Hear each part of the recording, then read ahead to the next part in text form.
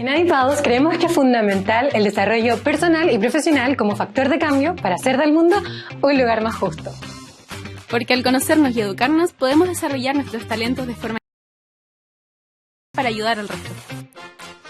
Este es un espacio para cuestionar, reflexionar y aprender sobre las temáticas que tanto te interesan, junto a expertas y expertos de diferentes áreas. Esta segunda temporada viene recargada e inspirada por las diferentes escuelas de Adipa, con nuevas secciones e invitados que te sorprenderán. ¿Qué esperas? Dale play a esta nueva aventura.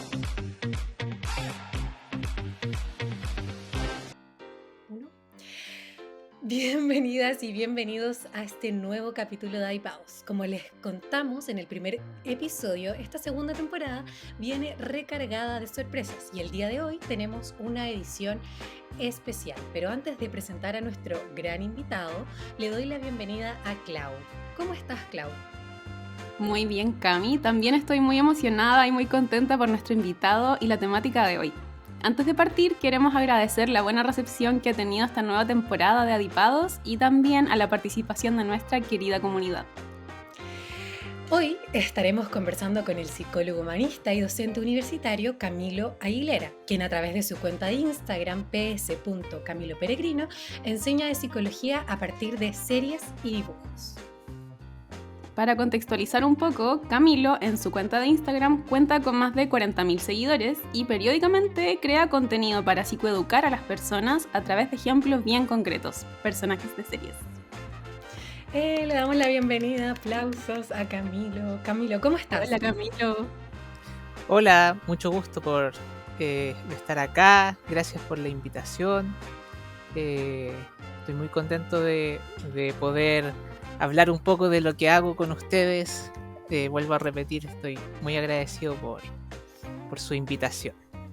Nosotros te damos las gracias por querer participar y sumarte. Y sabemos que este capítulo les va a gustar a muchas y muchos. Y para introducir la primera sección, que tiene por nombre Adipadamente, te contamos que esta tiene el objetivo de romper el hielo contigo para que te podamos conocer un poquito más y tiene tiempo. Entonces te vamos a hacer unas preguntas que Clau me va a ayudar con un cronómetro a medir el tiempo. Sí, para esto te vamos a plantear algunas preguntas de respuesta rápida. Vamos a partir con la primera de ellas. Como ya te mencionó Cami, tienes 1 minuto para responder. ¿Quién es Camilo?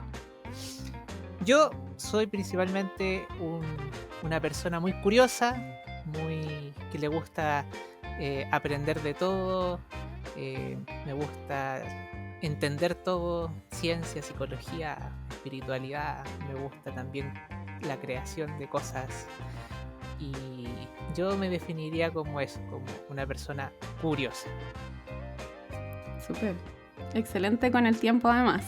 Siguiente pregunta, Cami. Vamos. Revélanos algo que muchos o muchas no sepan de ti. Por ejemplo, no sé, aquí que eres fan de Luis Miguel, que te gusta ver Betty la Fea. A ver, ¿qué cosa he dicho poco? Que, por ejemplo, me gusta... Yo he tenido grupos de música, de rock, por ejemplo, tuve grupos de rock como más pesado, como de Metallica, toco guitarra, bajo, batería, ¿qué más? Casi me hago jesuita, estuve en proceso de formación, después dejé el catolicismo. ¿Qué más? Creo que eso podrían ser como datos anexos sobre mí. Qué interesante, no me habría imaginado ninguna de las dos cosas. Para nada. Soy campeón de regional de juegos de mesa de Catán. ¡Oh, ¡Guau! ¡Felicitaciones! Qué bacán. Necesitamos Y ya con la... Sí. clases de Catán. Yo soy pésima. Yo nunca he jugado a Catán. Es muy Yo entretenido. estoy por un campeón de Catán. Es muy entretenido.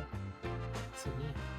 Vamos con la siguiente pregunta. Camilo, tú ocupas mucho Instagram concretamente para dar a conocer tu trabajo. Y yo te quisiera preguntar si tu relación con las redes sociales es de amor o de odio. Generalmente es de amor, pero también paso más que el odio a la indiferencia, porque hay momentos en que me satura y simplemente ya las dejo de lado. Sí, Excelente. Sigamos con otras preguntas que estas ya no son con tiempo, te puedes explayar un poquito más, pero queríamos ahondar. ¿Qué te gusta más ver? ¿Series actuadas, dibujos animados o películas? Paso como por procesos. En la actualidad me he estado viendo más anime en este último tiempo, pero han habido tiempos en que me ha gustado mucho ver como sitcoms, como a veces, por ejemplo, The Office o How I Met Your Mother o Friends, como cosas así. Y hay otros momentos en que me gusta explorar más en las películas, pero creo que en las películas es lo que menos veo generalmente. Soy más como de series o de dibujos animados. Súper. Y en tu Instagram tú te enfocas harto en lo que son los dibujos animados y las series en concreto. ¿A qué se debe esto?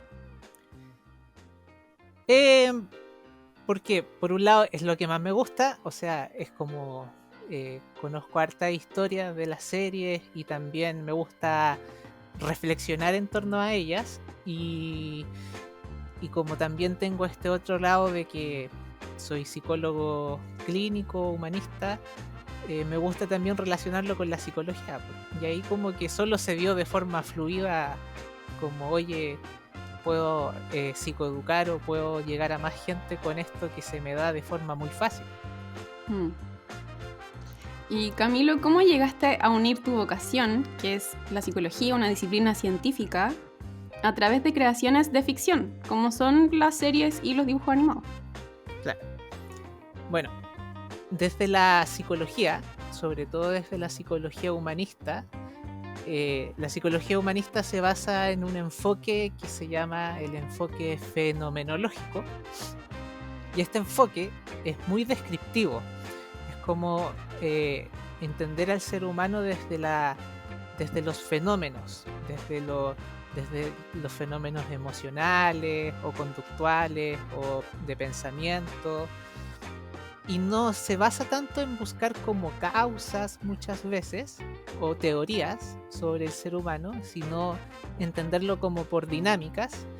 Y una buena forma de enseñar esto o de ver los fenómenos es justamente desde la serie, desde los monos animados a veces, o cómo se comportan los personajes, ya que los personajes son una proyección del que los crea. El que crea estos personajes es un ser humano que está queriendo mostrar dinámicas humanas en sus series. Incluso a veces muestra dinámicas humanas que no son tan conscientes para el que las crea. El arte siempre es una proyección del ser humano, y ahí entra la psicología. Creo que eso responde la pregunta que venía a continuación.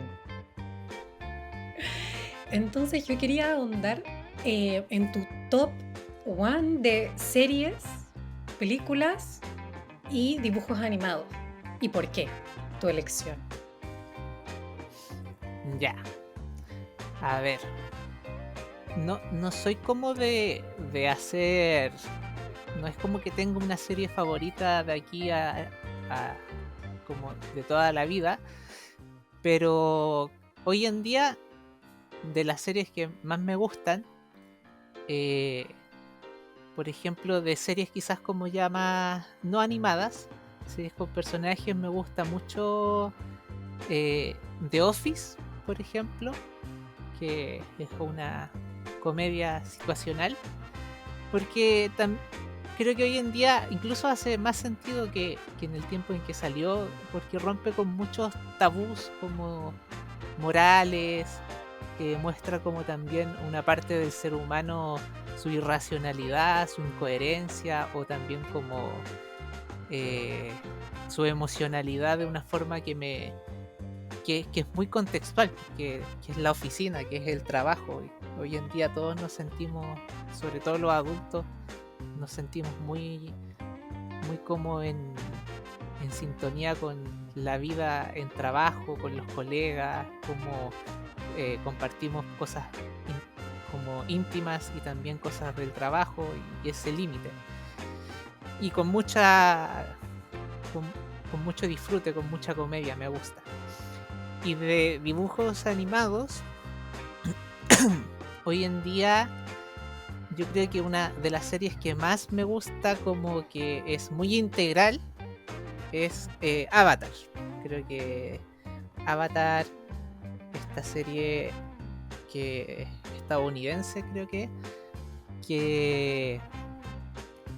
tiene como un desarrollo de los personajes muy bonito, sobre todo por desarrollo del Avatar Aang o después de Korra. Me parece que es súper como interesante cómo van creciendo, cómo van madurando y con distintos desafíos que son desafíos que vivimos todos nosotros, como el aprender a sentirnos capaces de hacer cosas o también aprender nuestros límites. Hemos visto harto de Avatar en tus redes y nos gusta muchísimo. Sí, subo hartas cosas y harto material ahí para Todo- explorar. Exactamente. ¿Y una película? Sabemos que De películas, a ver. Sí, he visto algunas películas últimamente. Yo diría que de películas me llama más la atención, como también como una cosa como de proceso, y también por una cosa más ñoña, como El Señor de los Anillos me gustó mucho.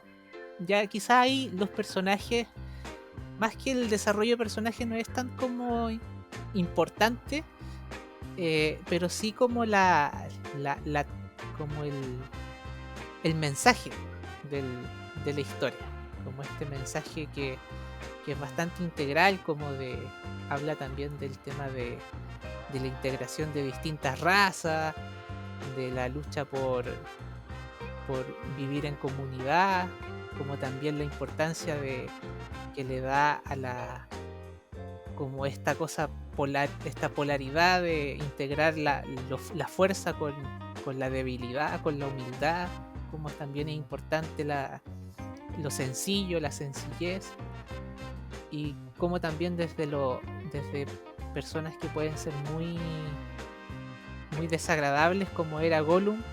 También Gollum tenía un rol importante en la historia que se iba entendiendo al final de la historia. Así que me gusta mucho eso, y sumado también con todo lo que tiene que ver con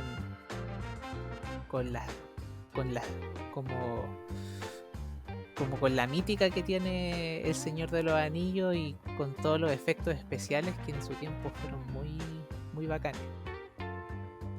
Súper, están muy buenas las recomendaciones. Por aquí ya vamos anotando para agregarlos a nuestra lista de pendientes. Y vamos a pasar a nuestra siguiente sección, que hemos titulado Fuera de Serie, ya que esta es una edición especial. Hoy nos reunimos para conversar sobre dos grandes temáticas que junto a Camilo notamos que son de gran interés para las personas, como son las relaciones interpersonales y el autoestima. Camilo, ¿cómo observas tú el panorama actual en estos ámbitos, ya sea en la consulta o en los comentarios que te llegan en redes sociales?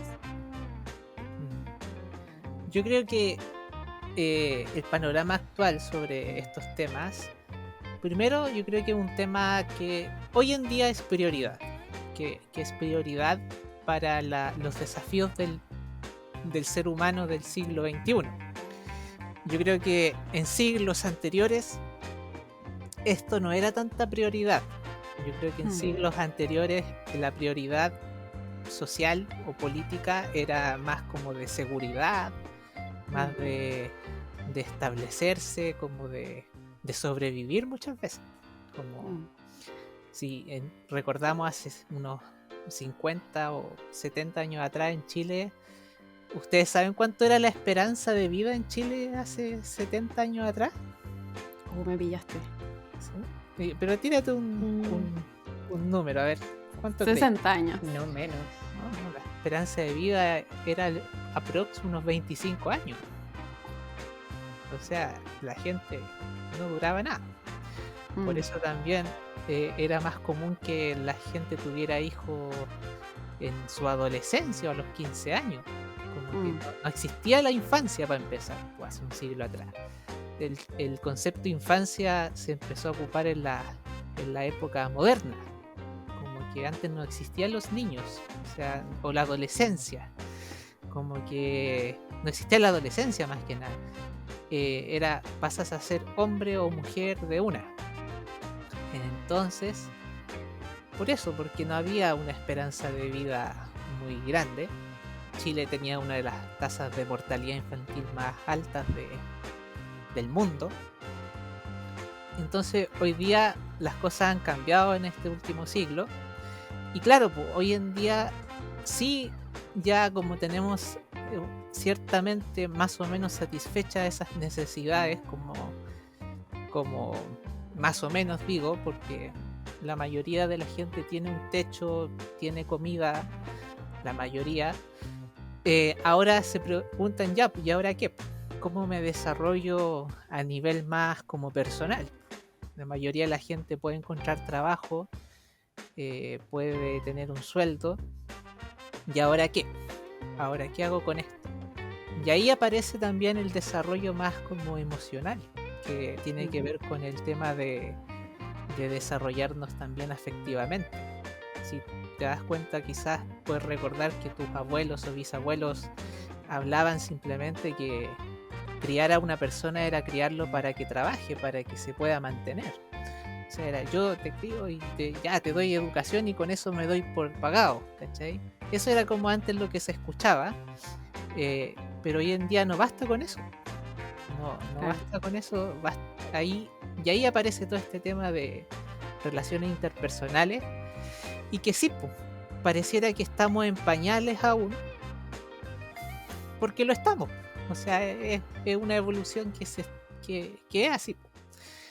Así que ese es como un poco mi diagnóstico de la situación actual. Como nos vemos en la actualidad, estamos en pañales, estamos recién descubriendo cómo esto del vivir bien, del vivir de una forma adecuada, antes era simplemente sobrevivir prácticamente. Y ya que mencionamos también el autoestima, ¿crees tú que están relacionadas ambas cosas, las relaciones y la autoestima? Sí, está relacionado porque las relaciones interpersonales tienen que ver con el mostrar lo que eres a otros, como tu emocionalidad, tus experiencias, es mostrarle al otro lo que tú eres. Y la autoestima está relacionado con primero aceptar tú lo que tú eres. O sea, es como que no podís mostrarle al otro lo que tú eres si todavía no sabes tú lo que eres o no lo aceptas o no lo reconoces. Y es como una cosa que está muy relacionada porque si yo tengo buenas relaciones interpersonales, afectivas, soy capaz de expresar lo que soy, lo que siento al otro, ya estoy dando por hecho o estoy trabajando también el aceptarlo en mí mismo. Como si yo me muestro enojado contigo, ahora no sé, imagínate que no me gustó algo que me dijiste y me digo, ¿y sabes qué me molestó esto?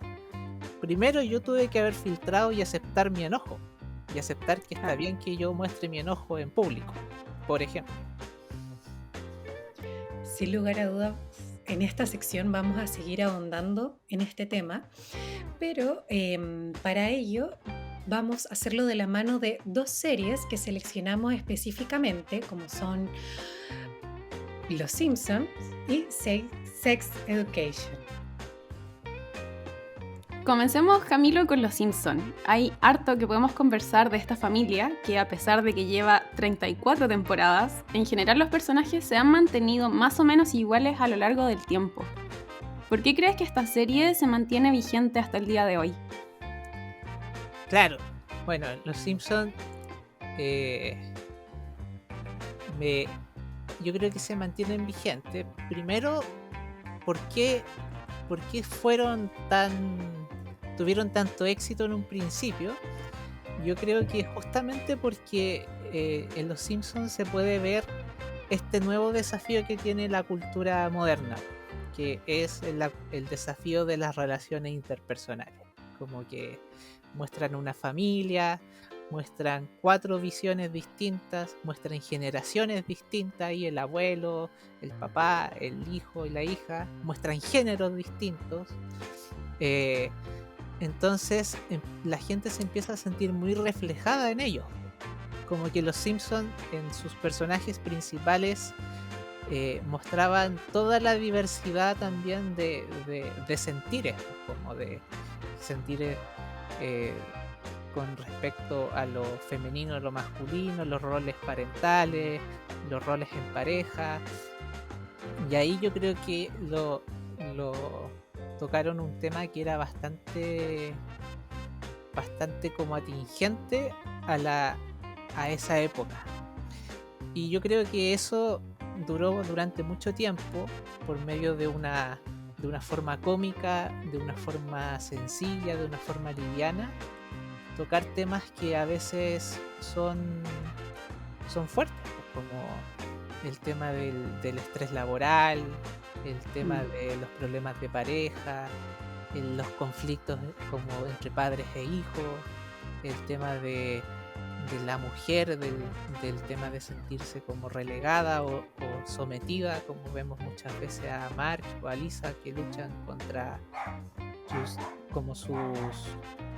los obstáculos que les pone la cultura en la que se encuentran.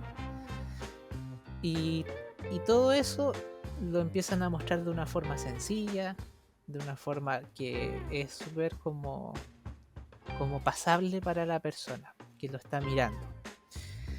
Así que yo por eso creo que le ha ido bien. Pero sí, hoy en día quizás ya no tiene el mismo impacto que antes. Quizás sigue en el aire porque es un símbolo más que nada. Pero yo creo que claro, no ha evolucionado mucho, porque no ha evolucionado también a otros temas que también son como más atingentes al día de hoy, o quizás ya simplemente como que lograron ya entregar su mensaje y lo demás sería redundar en lo mismo. Exacto. ¿Y hay particularmente algún personaje que te llame la atención en cuanto a su desarrollo? En Los Simpsons, yo creo que claro, que hay personajes que me llaman la atención, pero principalmente yo creo que en las primeras temporadas me gusta harto cómo se va desarrollando el personaje de Homero, cómo es a pesar de que es una persona bastante inconsciente, bastante como impulsiva, y también se frustra muy fácil y todo. En las historias, cuando se tratan de historias de Homero, generalmente se ve como él, desde su impulsividad o frustración, ya va cayendo en algunas cosas cómicas, pero después como que para un poco y se da cuenta y como que cambia también su forma de actuar, como que quizás empieza a comprender más a Bart, trata de enseñarle, como por ejemplo cuando Bart quería tirarse con una patineta en un peñasco gigante, y como que trata de enseñarle lo peligroso que es, y que Bart no le hace caso, y al final Homero dice, como tú no me quieres hacer caso, entonces yo me voy a tirar para que veas lo que se siente cuando un ser querido se tira, hace este tipo de cosas. Y claro, pues como a veces también nos sentimos muy identificados con eso, como papás o como educadores. Exacto. Y ya que estamos hablando de Homero, en algunas oportunidades en la serie nos mostraron parte de su infancia. Por una parte está su padre, que tiene pocas herramientas emocionales, como todo padre de la época, y también se nos muestra un quiebre con su madre, quien se va de la casa, pero no se va del todo, queda como un fantasma. ¿Cómo influye esto en la persona que es Homero, entre comillas, en el presente? Es interesante ahí porque claro, ahí podemos ver dos cosas, que primero vemos un cambio en la relación con su papá. O sea, su papá es una persona muy distante, afectiva con él. Efectivamente, era un hombre de su generación, como sin educación emocional, centrado más en temas como de productividad o de seguridad. Generalmente lo vemos viendo tele, viendo las noticias, quejándose del gobierno, quejándose de cosas. Y claro, a Homero simplemente no lo trata de educar por medio del castigo, del reto, para que sea un hombre fuerte. Y por otro lado, ahí Homero tiene una necesidad de afecto desde muy chico, una necesidad de sentirse querido, y que claro, ahí se crea él una versión bastante idealizada de su mamá, como que la idealiza, esta mamá ausente, y cuando la vuelve a encontrar después, la encuentra como con mucha idealización y como que espera mucho de ella, espera mucho de esta mamá, como que cumpla un rol como culturalmente de madre. Digo cultural porque no necesariamente las mamás tienen que ser así. Y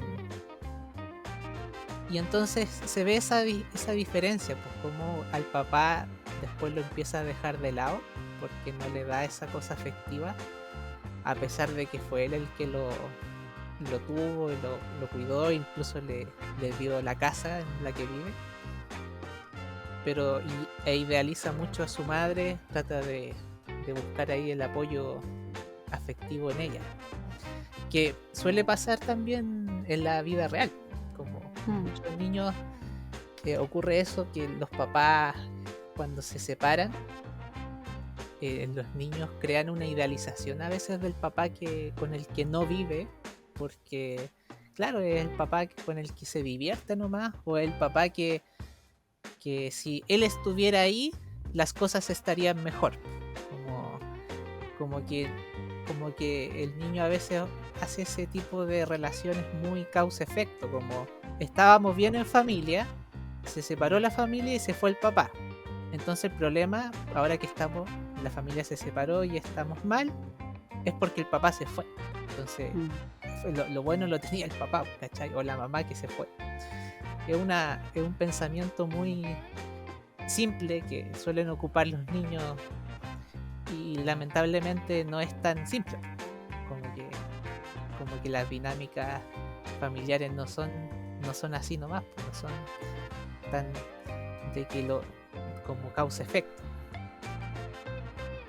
Así que eso podría decir más o menos sobre tu pregunta. No sé si la respondí bien o no. Sí, súper. Y siguiendo en esa misma línea, ¿cómo ves tú a la figura de Marge en esta serie? Claro, ahí yo creo que la figura de Marge es otro tipo de personalidad, totalmente. Distinto a Homero, y claro, también es como un estereotipo cultural de lo que tenía que vivir la mujer en esa cultura de esos tiempos, como de una mujer dueña de casa que tuvo que relegar sus estudios, su desarrollo personal por el cuidado de los hijos, y también la mantención del hogar, y con todos los desafíos que eso conlleva, pues que es el desafío primero de darse cuenta de toda esa represión de sus necesidades personales, como de su desarrollo personal, como una Marge demasiado empática, como que se fue al polo de sobreempatía, como que solo está preocupada por sus hijos, por su esposo, por los otros, por mantener la paz, pero rara vez se preocupa por su bienestar, por lo que quiere ella. Como que no tiene ese equilibrio. Y eso en la terapia gestáltica es como algo súper importante, tener como esta integración de los polos, en donde yo me puedo permitir, por ejemplo, ser empático o ser egoísta, dependiendo del contexto. Y si yo me identifico solo con uno de estos polos, como yo soy esto, entonces significa que estoy rechazando el otro. Estoy viéndolo como algo malo. Y eso es lo que nosotros llamamos polarización y que al final termina dañando a la persona porque está reprimiendo una parte de sí misma. Y aquí podemos verlo eso en March, como ella se identificó como con esta mujer empática que tiene que estar preocupada por mantener el bienestar de su ambiente, pero se olvida de su propio desarrollo personal y de lo que ella quiere. Y ese desafío vemos en la serie, como ella está tratando siempre de, o bien, como viviendo ese sometimiento y tratando de salir de ese sometimiento, como tratando de buscar un equilibrio en ese desafío. Y yo creo que eso hace que muchas personas empaticen con March, empaticen con su frustración o con su molestia, y también empaticen cuando ella quiere hacer cosas por ella misma. Sí, totalmente. Súper interesante esa lectura de March. Yo quería centrarme principalmente en la familia de Homero, March, Lisa, Bart y Maggie, y preguntarte cómo son los vínculos entre ellos, cómo se relacionan, cómo se comunican.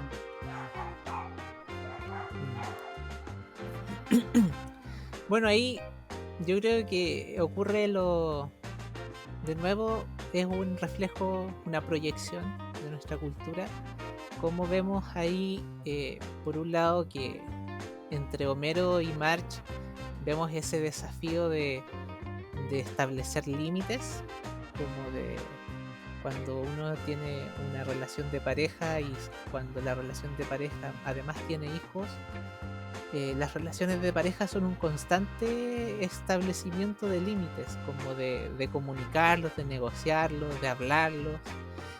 Y generalmente entre ellos dos la relación se basa en eso, como ya, ¿cómo vamos a estar bien los dos con esto? ¿Cómo vamos a estar bien con lo que hace Bart o lo que hace Lisa? O ¿cómo vamos a estar bien frente a esta situación? ¿Qué quiero yo? ¿Qué querés tú? Y ahí hay fricciones a veces, o también hay puntos en común. Eso es súper normal en un vínculo de pareja. Es un vínculo de pareja, es eso, es estar constantemente construyendo proyectos y renegociando, buscando los límites en que ambos le acomode. Y las relaciones como más entre padres e hijos también se puede ver como Homero por un lado trata de ser más empático con Lisa, de entenderla más, Lisa tiene una necesidad más como de ser escuchada, de ser aceptada por lo que es, que es algo que Bart no le interesa, porque Bart no tiene como un desarrollo emocional muy grande, que nuevamente es algo cultural, que así crían muchas veces a los niños, o a los hombres se les cría para ser como más más de hacer cosas, más de desafío, de podérsela por uno mismo, y a las mujeres se les cría más como en el hecho de contactar con el ambiente, conectar con los otros, que es algo netamente cultural nomás, pues no tiene nada que ver con un tema biológico. Y claro, pues y ahí Homero hace esa distinción, porque con Lisa potencia eso, y con Bart más que nada le pone límites, le trata de ordenar cosas, cómo tiene que ser, cómo debe actuar. Y con Lisa ahí él se siente más incómodo porque ella le está pidiendo algo más emocional y le cuesta. Y March, por otro lado, claro, puede conversar más con Lisa, ella conecta más en ese ámbito con ella, tienen más sintonía, aunque a veces no estén de acuerdo con las mismas cosas, pueden conversar. Y March con Bart, claro, ahí March se nota como una cosa más, como que muchas veces se ve como esta cosa más afectiva, como primaria con Bart, como una afectividad en pañales, como de mi guagua, mi niñito, ¿cachai? Como que lo ve como a veces como como solo como su bebé, pero no desarrolla la afectividad más allá, con mayor madurez con Bart. ¿Es eso o lo reta? Porque Bart siempre está como tratando de romper las reglas de alguna manera. Así que eso yo veo que es un reflejo bastante cultural de nuestras familias, al menos durante estos últimos 50 años. Oye Camilo, ¿y tú consideras que la familia Simpson es una familia violenta? Porque vemos que es súper recurrente el uso de agresiones físicas, sobre todo de Homero a Bart, pero en general, ¿tú la considerarías así? Claro, o sea, yo creo que a mí no me gusta mucho como etiquetar familias o categorizarlas.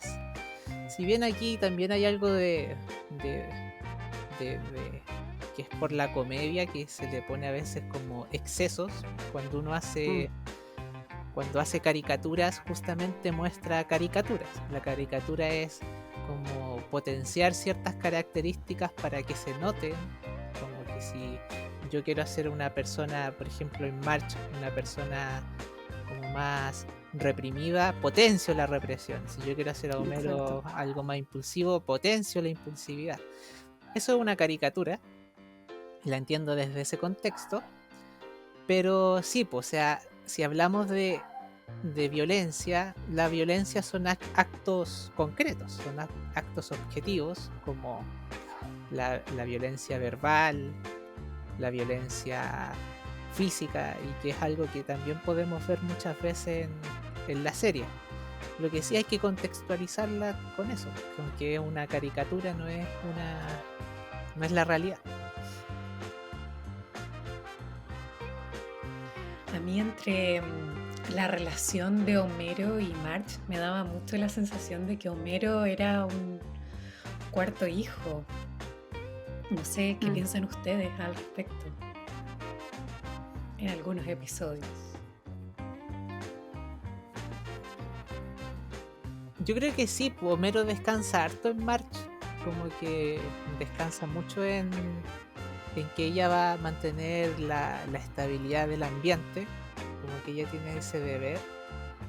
Y Homero muchas veces actúa igual que Bart, pero como adulto, o sea, como que tiene sus propios deseos y trata de cumplirlos, como se le mete algo en la cabeza y quiere hacerlo, como que se deja mucho llevar por un tema más egoísta a veces, y es lo que le falta a veces a Marge en muchos episodios. Como que ahí hay una polarización en los personajes, como que Marge representa la empatía y el cuidado, y Homero representa ahí el egoísmo, como esto del tema de vivir más el placer.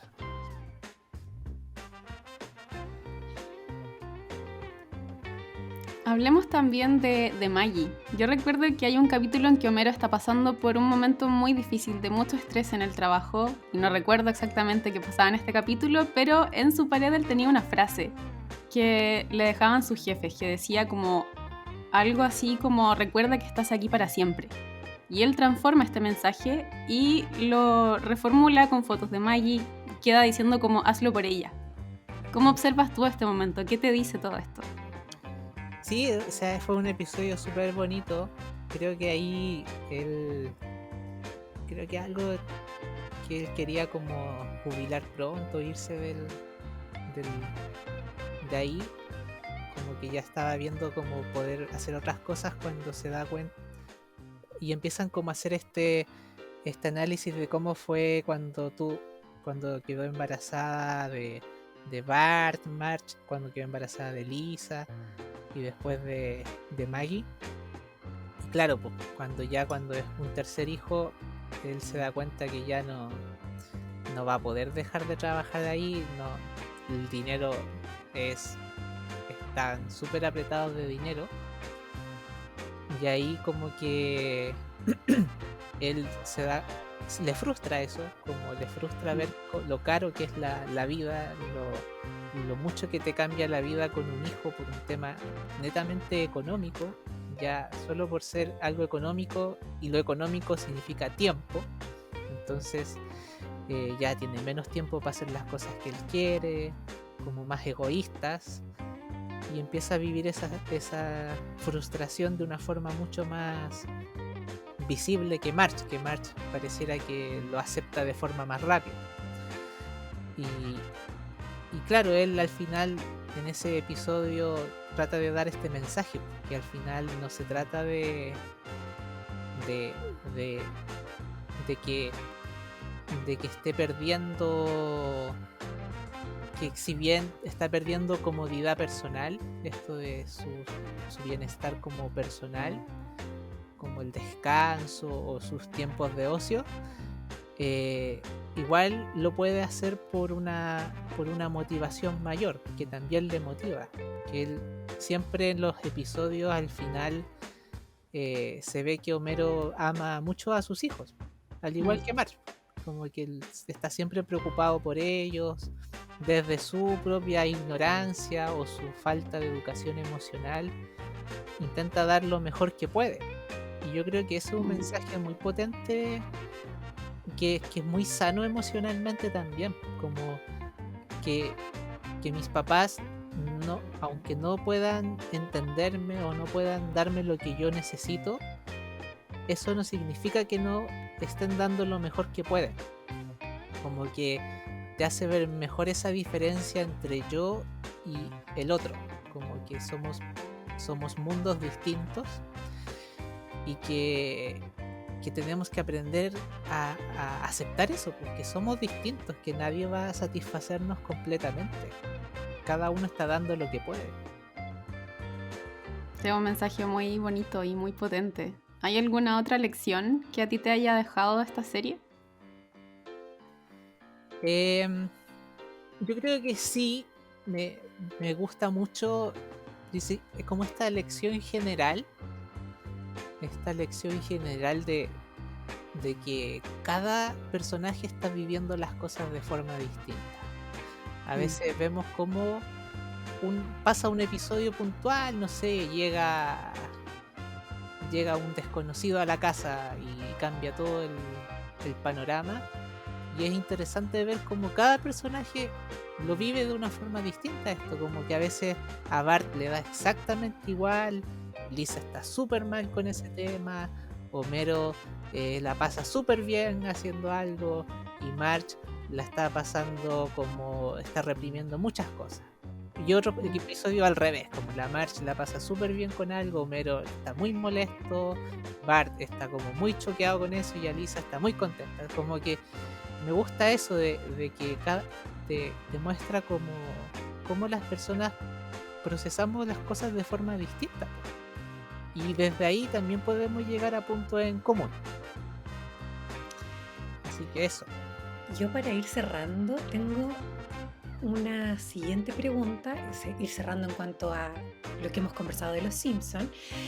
Camilo, imagínate que fueras el guionista.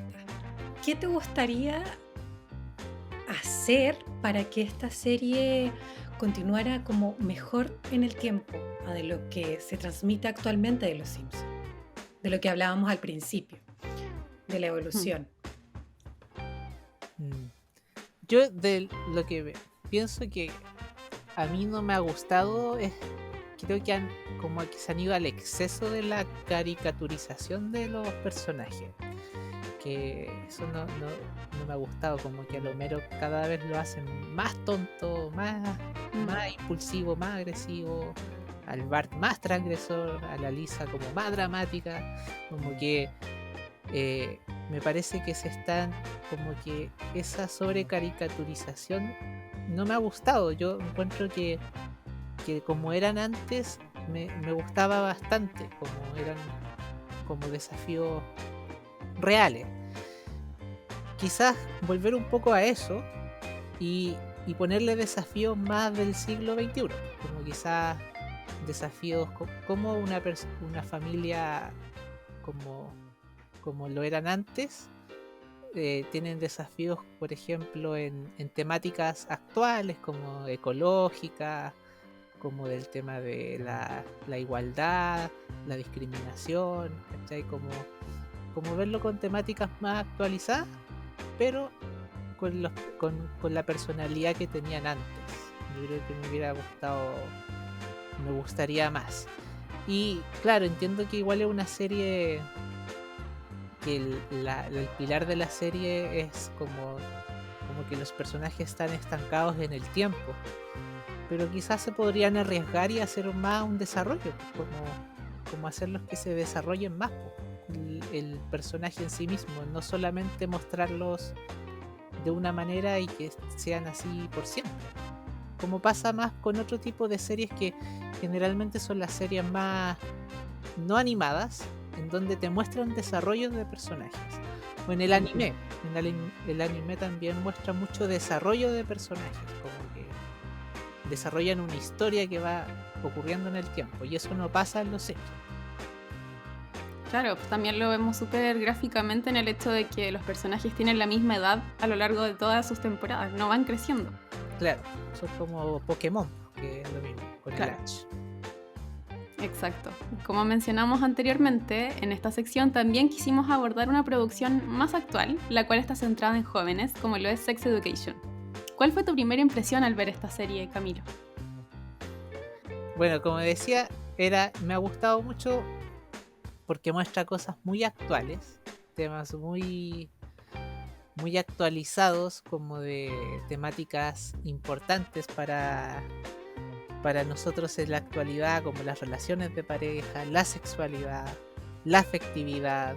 También toca los temas del abuso, de la discriminación o de la aceptación, de la autoestima. Y yo creo que son temas que a la gente le importa hoy en día, que es un desafío para la cultura en la que nosotros estamos inmersos, para el público objetivo. Y claro, pues lo muestra de una forma que además es como psicoeducativa, como que te muestra estos temas, te trata de mostrar el problema y te trata de mostrar una posible solución. Y eso me agrada porque creo que es una serie que educa, que logra el objetivo de su título. Cuando estábamos realizando la pauta junto a Clau, las dos coincidimos en un punto en común, que era que esta serie nos hubiese servido mucho en nuestra adolescencia. ¿Crees que esta es un aporte para los adolescentes y sus familias? Yo creo que sí, porque yo creo que primero yo creo que ya hemos ido roto al menos un poco esto de ver la sexualidad como un tema tabú. Y cuando yo hablo de tabú, tiene que ver con un silencio porque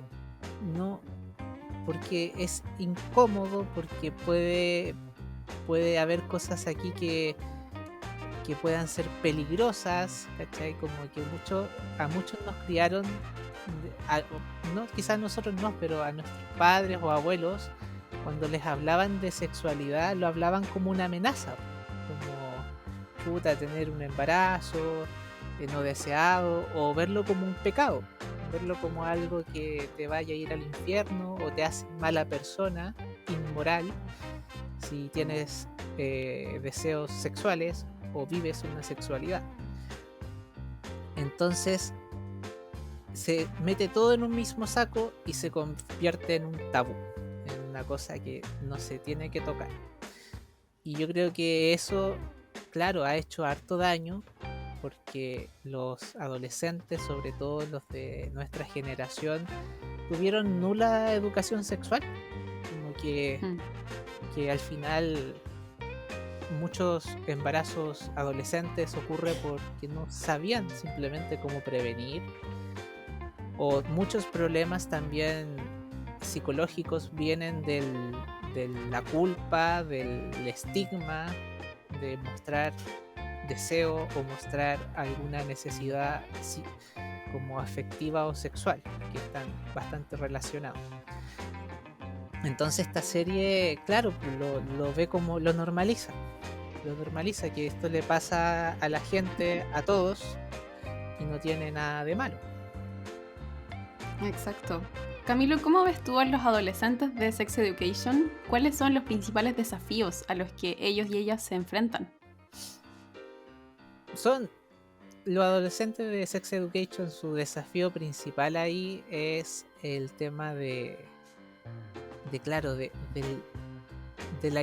aprender a expresar su afectividad. O sea, hay un desafío muy, muy común en la adolescencia, y que es el desafío que tiene que haber, porque en la infancia no se puede porque en la infancia tú estás aprendiendo primero a reconocer tus emociones, a reconocer qué sientes, qué no sientes, qué te está pasando, qué no pasa, pero es algo como muy, muy básico. Y en la adolescencia tú empiezas a tener conciencia del otro, el pensamiento crítico. Entonces, ¿qué significa esto?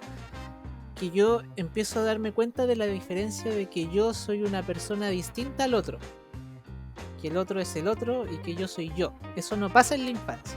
En la infancia está todo mezclado, como que si yo estoy mal, todo está mal, o si mi mamá está bien, yo estoy bien, si mi mamá está mal, yo estoy mal. No hay una separación, y es normal eso en la infancia y es sano. Pero en la adolescencia ocurre este desarrollo del pensamiento crítico, no existe una separación, y cuando aparece este pensamiento crítico aparece claramente la necesidad de aprender a conectar con el otro, desde ahí, desde la diferencia, desde la distinción, que antes no pasaba. Por eso los papás a veces se quejan con los adolescentes porque dicen, pero es que cuando tú eras niño eras muy cariñoso y todo. Pero claro, por si cuando es niño es una extensión de él, o sea, no tiene pensamiento crítico. Pero cuando es adolescente ya tiene que reconfigurarse el vínculo. Y esto pasa con los papás y pasa con los pares también. El niño se relaciona con los hijos, o sea, el niño se relaciona con sus pares desde un juego bastante como egocéntrico, como que no juega con el otro. Mientras más niños, no es que juegue con el otro, sino que juega acompañado del otro. El otro es otro juguete a veces también para él.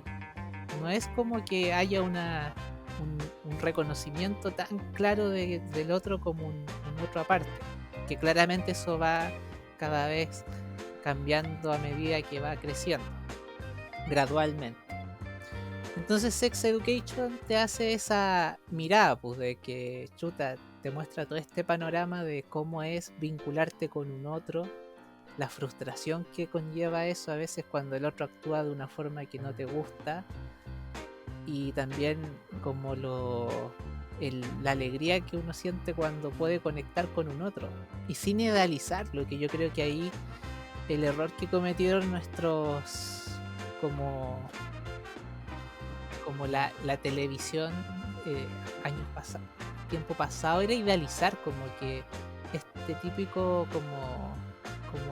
como narrativa de alma gemela, como que si conectas con un otro eso va a ser como pleno y se vive feliz para siempre en esa conexión.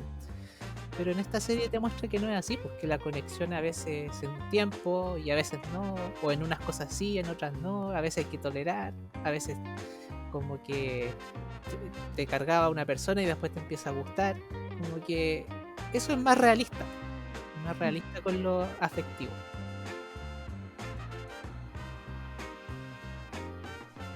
Nuestra siguiente pregunta es como un poco para vincular de lo que estábamos hablando en la serie anterior y Sex Education. Muy por el contrario de Los Simpson, esta serie nos presenta a una madre muy interesada en la vida de su hijo, Otis en este caso, llegando al punto de invadir su privacidad. ¿Qué te parece a ti este vínculo? Es un poco lo que te relataba, pues que la mamá acá quería seguir teniendo a su hijo como un niño, como que lo veía como una extensión, no quería perder ese vínculo estrecho que tenía. También ella entendía, ella era creo que psicóloga igual, entendía que él estaba cambiando y todo, pero aún así no quería como perder el vínculo con Otis, como que tenía ahí un tema ansioso de que ya, pero me quiero seguir acercando, quiero seguir como como que le costaba un poco aceptar los tiempos de Otis. Y Otis, por otro lado, como que se empezaba a sentir agobiado con como con estos acercamientos de su mamá, que si bien trataba de ser empática, estaba también como presionando en algunos momentos. Y él ya le dijo que no quería, y ella insistía. Y por otro lado, claro, pues Otis estaba como cualquier adolescente, pues, como súper confundido, súper perdido, no sabía qué sentía, qué le pasaba, y que es parte del proceso, y es sano. Yo creo que ahí si bien yo creo que la mamá lo hizo bastante bien, si bien quizás tuvo ese temor ansioso, tiene también el derecho de sentirlo. Yo creo que lo mejor ahí es que claro, el papá o la mamá que esté ahí como para lo que él necesite, tratando de quizás de preguntarle con preguntas más abiertas, que si necesita ayuda, que le pregunte. Y claro, establecer algunos límites básicos, como que si ya está teniendo conductas de riesgo Otis, quizás ahí su mamá tomar más cartas en el asunto. Si bien ya es un adolescente, es importante que hayan algunas reglas básicas aún. Hay otro personaje que es Adam, que tiene una tremenda evolución a lo largo de las 2 temporadas que han salido. ¿Qué nos podrías contar sobre Adam? Sí, pues. Adam, creo que uno de los personajes que son de los que más ha cambiado y que ha sido más querido ahora, odiado al principio quizás. Exacto. Como que claro, pues Adam es esta persona nueva. De nuevo aquí tenemos como la familia de los Simpsons, un papá con poca educación emocional, súper rígido, agresivo, y Adams también como muy reprimido emocionalmente y mostrando una forma más agresiva o desafiante de mostrarse, como un Bart cualquiera. Y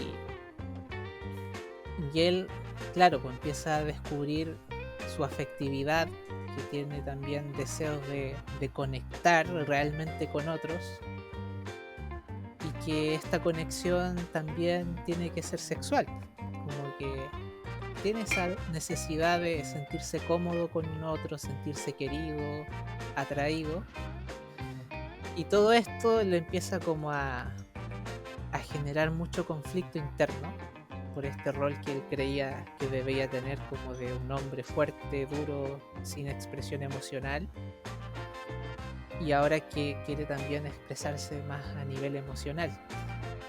Y me parece súper bonito y súper real. O sea, él con mucho miedo empieza a explorar, con mucho temor, porque tiene muchas como ideas como de que está mal ser vulnerable o afectivo, como que es peligroso. Como que eso también lo vio de su papá, porque su papá también es muy duro, muy como que evade mucho el tema afectivo y lo juzga mucho. Y que el papá también a lo largo de la serie al parecer también ha ido haciendo su propio proceso. La mamá igual. La mamá también. Toda esa familia, sí. Pues la mamá de nuevo como una marcha, pues, como reprimida todo el tiempo, y llegó un momento en que ya no me quiero centrar más en ti, no me quiero centrar más en mi hijo, ya sí quiero a mi hijo y todo, pero quiero ya preocuparme de mí ahora, pues, quiero sentirme yo bien viviendo mi vida. Entonces ahí hay una evolución interesante, que me parece que todos los personajes la están llevando. Me parece muy realista y muy sano, como justo lo que les decía de los Simpsons, como lo que me gustaría ver en los Simpsons, ahí en esa familia se está dando, que es una evolución. Hablemos de Maeve, que también es un personaje del cual podemos desprender mucho. Le ha tocado vivir una vida muy compleja y a pesar de sus capacidades, pareciera que ella tiene muy internalizada esta idea de que sus talentos no son suficientes como para enfrentar este mundo tan complejo. ¿Qué podría hacer ella para dejar atrás esta creencia? Mm. Bueno, Maeve, yo creo que Maeve igual tuvo una vida bastante difícil. Sí. Tuvo una vida donde su mamá creo que era alcohólica o drogadicta, no sé. Sí, y vivía ¿cómo se llaman esos que ocupan? Como un trailer park. Eso, en eso vivía.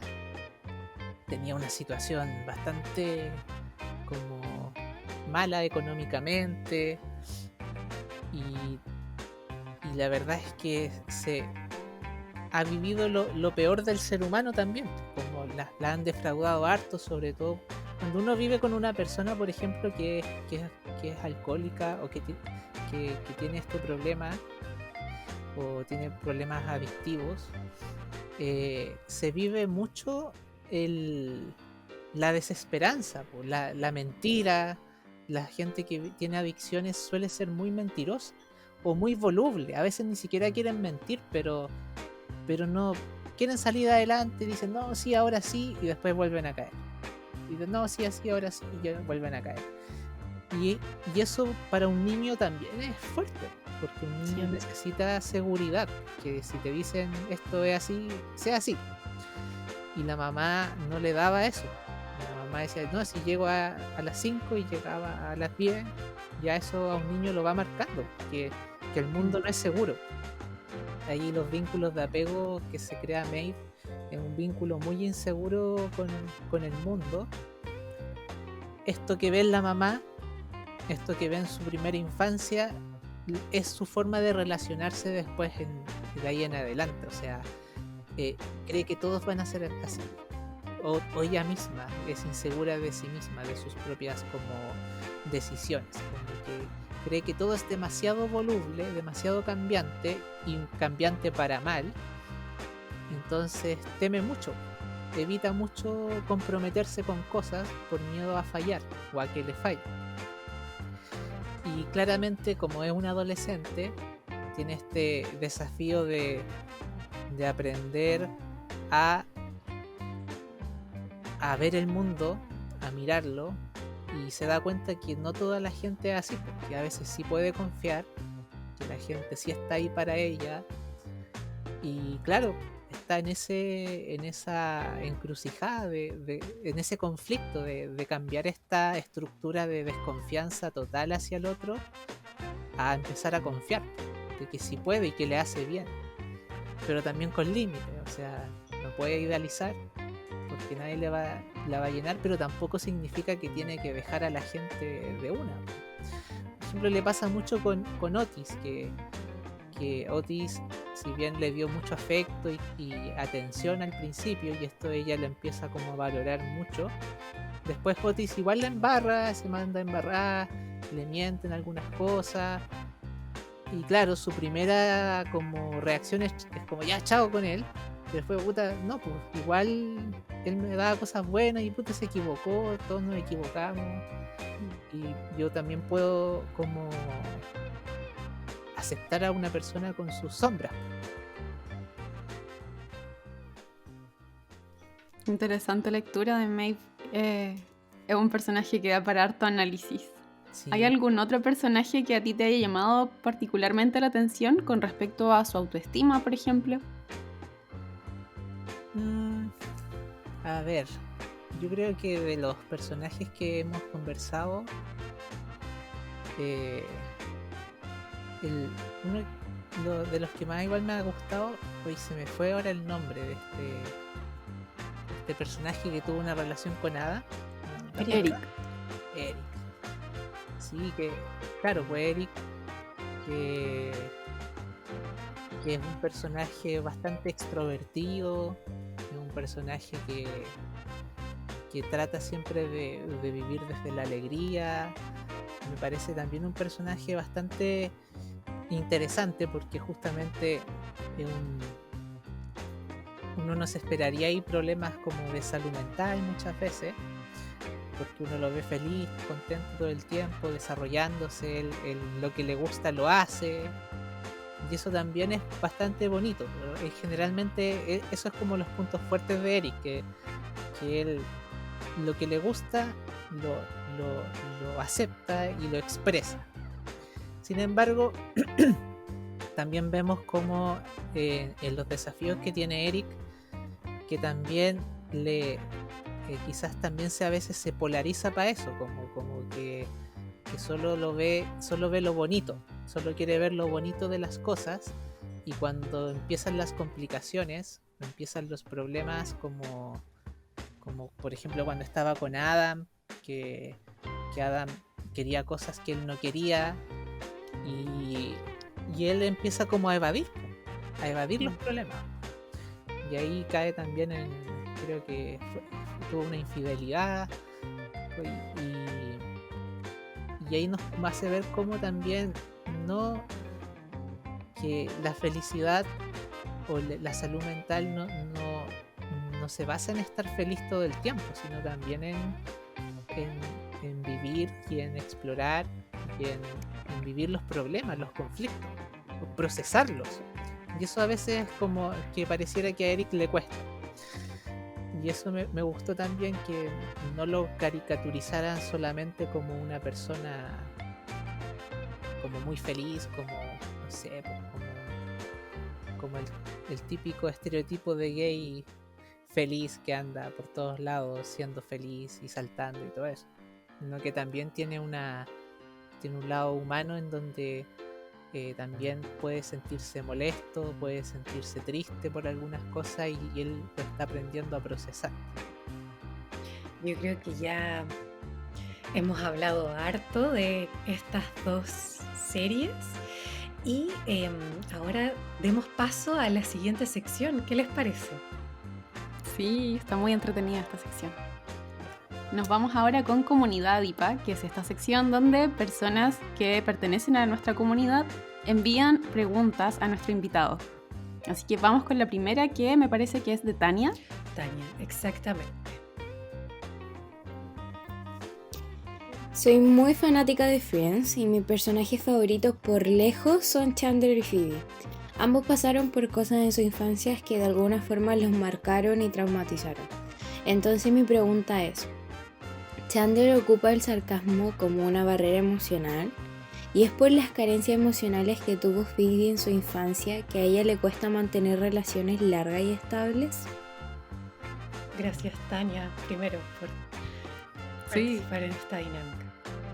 Sí, bueno, sí, Friends igual es muy interesante en sus desarrollos de personajes.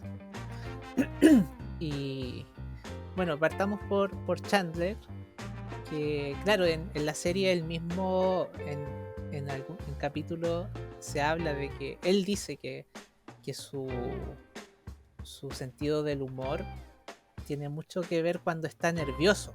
Cuando se pone nervioso empieza a tirar más chistes, y incluso es interesante porque si te das cuenta, Chandler cuando él tira tallas, generalmente siempre está enojado, siempre se ve serio o molesto, nunca se ve relajado.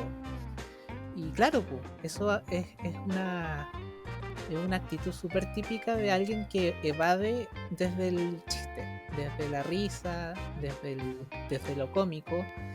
Y me pasa mucho incluso con mis pacientes que llegan y yo les pregunto, ya, ¿y por qué vienes? ¿Cuál es tu objetivo? Y como que ahí se empiezan a reír, como, oh, tengo tantas cosas, jajaja, ¿no? Si me pasa esto, y qué risa, ¿no? Y se empiezan a reír mucho, empiezan como incluso a bromear con sus problemáticas. Y yo a veces simplemente les digo, ¿te das cuenta que cada vez que me hablas de algo que te molesta te ríes? Y como que solo al decir eso, como que conectan con mucha angustia, con mucha como una sensación de el solo hacérselos notar les muestra cómo están evadiendo evadiendo cosas que le duelen, que le están afectando en ese momento. Y pareciera que Chandler le pasa eso, pues, como que no es algo que lo haga porque lo disfrute. Incluso en algún episodio cuenta que le trae muchos problemas en las entrevistas de trabajo, que siempre le va mal porque hace muchos chistes. Y que, claro, lo hace cuando está nervioso. Es una forma, un mecanismo de defensas. Desde la psicoterapia gestáltica sería una forma neurótica de evadir, inconsciente, como que no queremos hacerlo, pero no nos damos cuenta y no tenemos otras maneras como para abordarlo en ese momento. Así que sí, yo creo que Chandler ahí tiene que trabajarlo, lo que sea lo que le ponga nervioso, su ansiedad o su inseguridad. Y por el otro lado, con la Phoebe, claro, la Phoebe tuvo en toda la serie Phoebe cuenta como su infancia fue horrible, su familia, que su mamá se suicidó, y que Phoebe tuvo una infancia muy muy terrible, o sea, de casi extrema, como de negligencias extremas, y que también la sometieron como a vivir desde la sobrevivencia nomás, del sobrevivir, que como que no creo que no había ido al colegio tampoco, por eso también tiene como un desarrollo psicológico muy base de sobrevivir, como a veces un poco infantil, pero también como muy instintiva para sus cosas, de mucho instinto, también puede ser muy sabia para algunas cosas, de ver lo que realmente importa en el momento, y para cosas como más complejas se pierde, muy ingenua.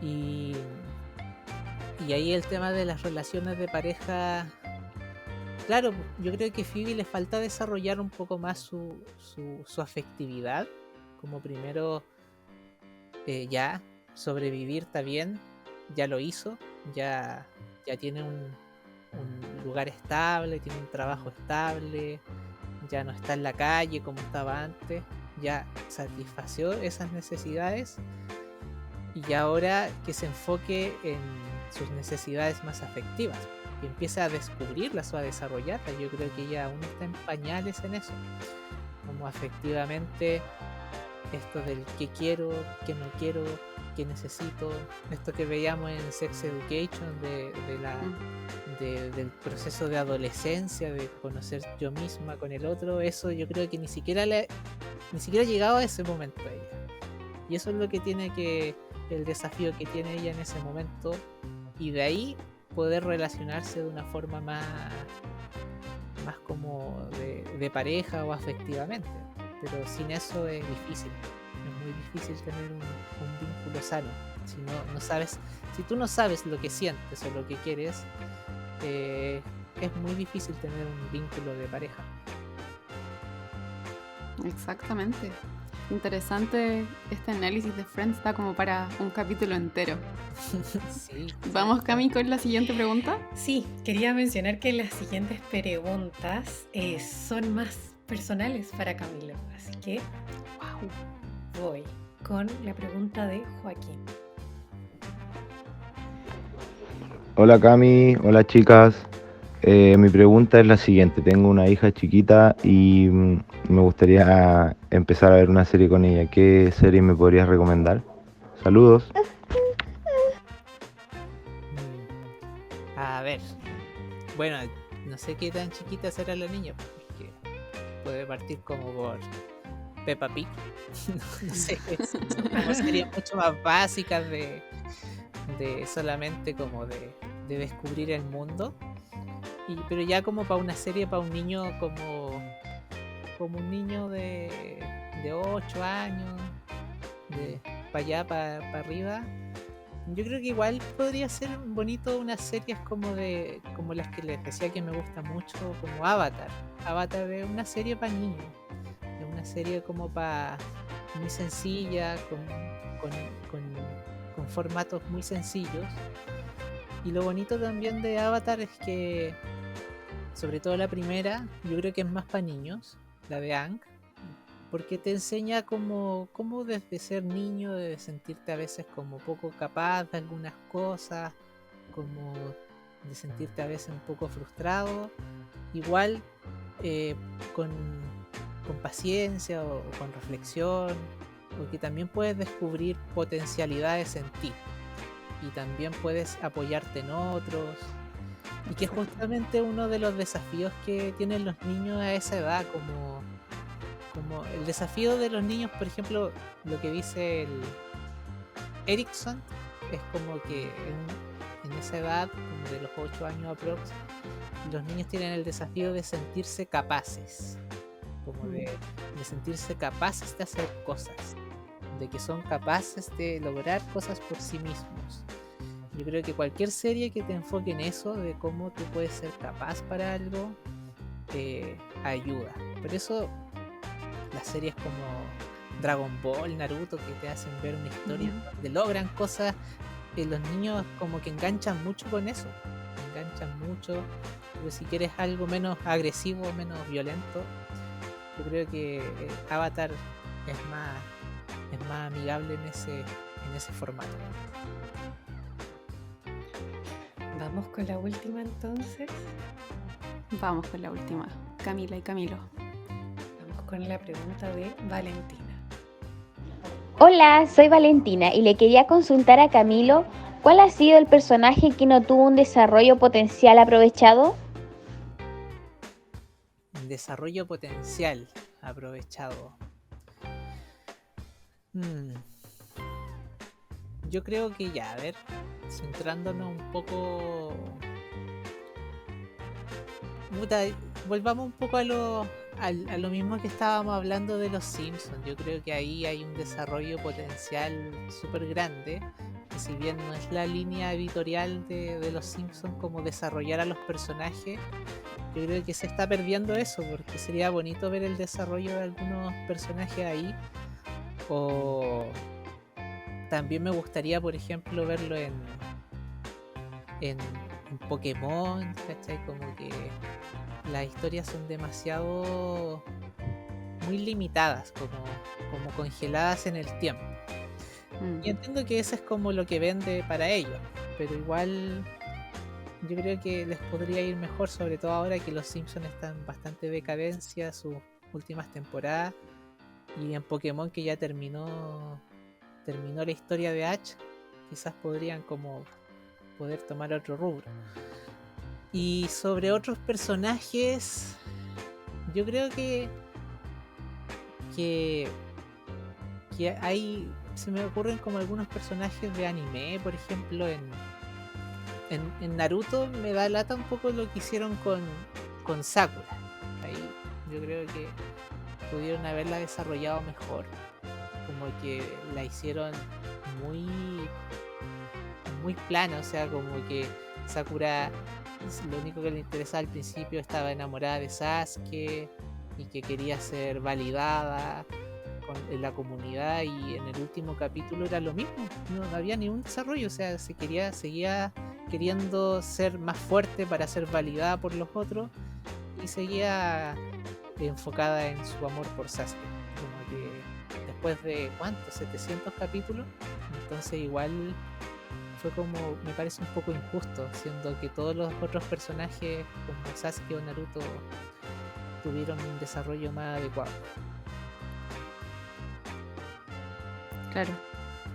Agradecemos a toda la comunidad por las preguntas que le enviaron a Camilo, estaban muy interesantes. Y Cami, ¿les parece si pasamos a la última sección? Micrófono abierto. Vamos, pasemos a la próxima sección. En esta sección vamos a plantear algunas preguntas controversiales. Nosotras tenemos algunas y Camilo va a escoger un número al azar, del 1 al 6, y esa es la pregunta controversial que va a tener que responder. Aquí, como es algo un poco más para explayarse, no hay límite de tiempo, así que tranquilo con eso. Vamos con un número. Ya, a ver, del 1 al 6. El 5. La pregunta número 5 dice así: si pudieras viajar en el tiempo, ¿qué serie le recomendarías al Camilo adolescente para sobrellevar esta etapa? bueno, aquí me la dejan fácil porque está ahí Sex Education totalmente. Hubiera sido muy buena serie para mi yo adolescente en ese tiempo, porque yo, por ejemplo, me crié con mi abuelo y mi abuelo es nada de educación sexual. Por otro lado, claro, yo participaba porque era uno de los grupos que había más gente. Me gustaba compartir con gente en grupos como más cristianos, y ahí también lo sexual era solo, no había desarrollo, era solo algo Solo abstinencia. Sí, no se hablaba de eso, como que o se hablaba con mucha incomodidad, entonces al final me movía mucho en el desconocimiento más que nada ahí, y también desde la culpa o como ideas muy rígidas. Entonces eso hizo como mi adolescencia, parte de mi adolescencia la hizo muy desagradable. Quizás como que si hubiera tenido este tipo de series o gente que me hubiera educado de una forma más educativa, justamente sin moralizar, lo hubiera pasado mejor. Interesante, ¿eh? Habría sido maravilloso tener esta serie hace 10 años atrás. Sí. Ya queremos agradecerte. Creo que ha sido un capítulo que hemos podido hablar un poquito de series que están finalmente como Los Simpson en la memoria de muchos, y una más nueva que nos plantea cosas muy interesantes. Agradecemos por tu participación, tu disponibilidad y amabilidad, y te dejamos el micrófono abierto para que te despidas y le cuentes a la audiencia dónde pueden seguir. Bueno, muchas gracias por la invitación. Estuvo bien cómodo, lo pasé bien conversando de estas cosas. Me gusta hablar sobre series y psicología en general, es algo que disfruto. Y bueno, pueden encontrar más de materiales, como cosas que subo, publicaciones sobre esto mismo en mi Instagram principalmente. Ahí a veces subo otras cosas en otros lados, pero principalmente en mi Instagram, y prontamente también voy a escribir, a dar a luz un libro sobre esto mismo de ¡Qué entretenido! de educación emocional. Sí, creo que a mediados de año ya va a estar en las librerías de todo el país. Así que, felicitaciones, Camilo. Sí, muchas gracias. Me uno también a los agradecimientos de Cami por tu participación. Estuvo muy interesante la conversación, muy entretenida. Y ya nos empezamos a despedir, damos por finalizado este capítulo. No se olviden de seguirnos, de compartir este episodio de Adipados, activar la campanita de notificaciones y calificarnos. Nos pueden encontrar en Spotify, en YouTube, en Google Podcast y en adipo.cl/adipados. Así que nos despedimos y nos encontramos en otro capítulo. Yo quiero hacer un breve tipo de postdata, que espero que cuando ya esté ese libro publicado podamos conversar sobre él. Sí, eso queda bacán. Sí. Que eso. Y nos vemos hasta la próxima. Muchas gracias a todos quienes nos escucharon y vieron.